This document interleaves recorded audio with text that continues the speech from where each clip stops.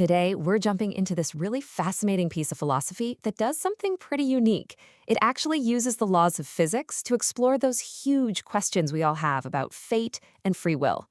It basically lays out this framework that says your life can be one of two things: a totally predetermined path or a journey with infinite possibilities. So let's get into it. So the text kicks things off with this really elegant concept straight from physics. I want you to picture a single object just floating through deep space. If nothing bumps into it, if no gravity pulls on it, its path is set forever. The author uses this as this powerful metaphor for a life that hasn't been touched by a certain kind of awareness.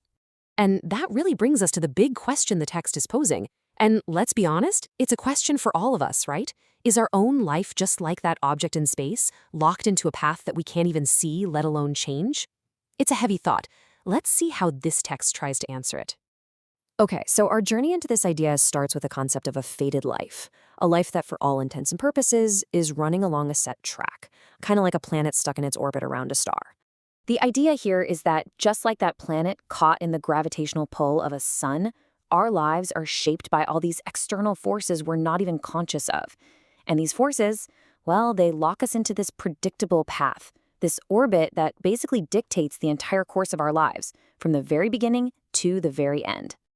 And get this, the text really doubles down on how absolute this is.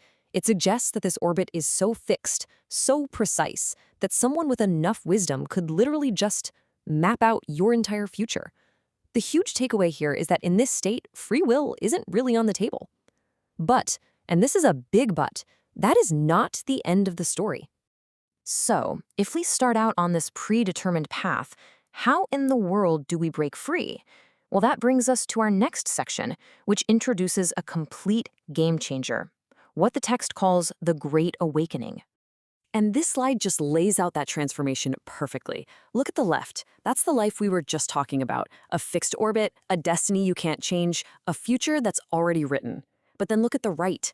Everything is flipped on its head. Suddenly, life has infinite possibilities. Your destiny is in your own hands. And the future?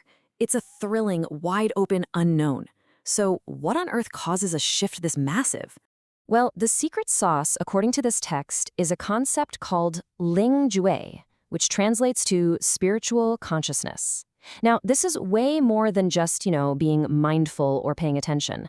It's described as this deep, profound internal shift, a fundamental awakening to the real nature of reality and your role in it.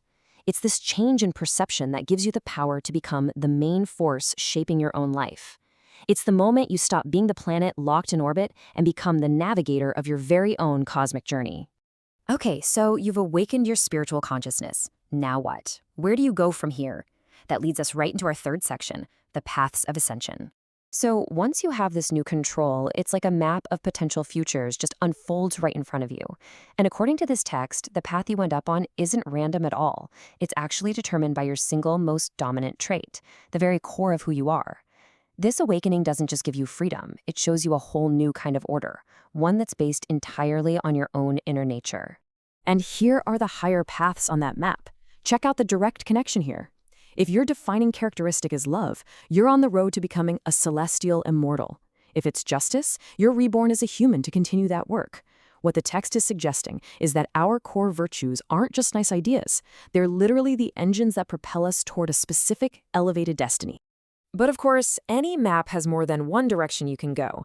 So now let's look at the other side of the coin in section 4, the realms of descent. And the exact same impartial principle applies to our less desirable traits. A life defined by apathy, it suggests, leads to the plant kingdom. A life of cruelty leads to a realm of fire. The symmetry is pretty striking, isn't it?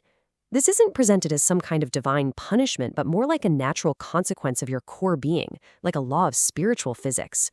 It really makes you wonder if these realms are just afterlife destinations, or maybe, just maybe, they're metaphors for the kinds of lives we can create for ourselves and others, right here, right now.